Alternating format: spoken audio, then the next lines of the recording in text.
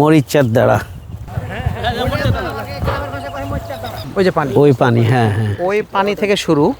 এটা একটা ডাঁড়া, ওই যে আইল, আর এটা বিশাল ডাঁড়া। আমরা এখানে হেলতাম, এই ডাঁড়াটা যায় ওই যে স্লুইস গেটে লেগে গেছে। আচ্ছা, তো এই ডাঁড়া দিয়ে ওই পানিটা প্রবাহিত হয়ে স্লুইস গেট নদীতে চলে যেত, যার কারণে শিখবঞ্চা শুরু করে ওই জমিগুলো আবাদযোগ্য হতো জায়গায়। এখন ওনাদের দাবিটা হচ্ছে যে ডাঁড়াটা ঝালাই করা, মানে পুকুর ঝালাই করার মতো নাকি, তার মানে খাল খনন করতে হবে। খাল খনন। আচ্ছা, এই ফোন দেখি।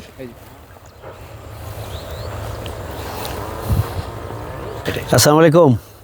যে মরিচার বিলে আসছি, ওখানে একটা দাঁড়া আছে, এটা একটা খাল, সেই শিবগঞ্জ থেকে এই খাল চলে আসছে। তো দীর্ঘদিন এই খালটা কোনো খনন নাই বা কোনো ঝালাই নাই। দাঁড়াটা পানি আসতে না পারার কারণে, এগুলো বন্ধ হয়ে যাওয়ার কারণে, পানি আসতে না পারার কারণে আবার ওখানে বিস্তীর্ণ জমি আবার পানিতে ডুবে আছে। তো দাঁড়াটা যদি ক্লিন করা যায় তাহলে ওই পানিগুলো মানে এখান দিয়ে নেমে আসবে, দিয়ে স্লুইস গেট দিয়ে নদীতে চলে যাবে।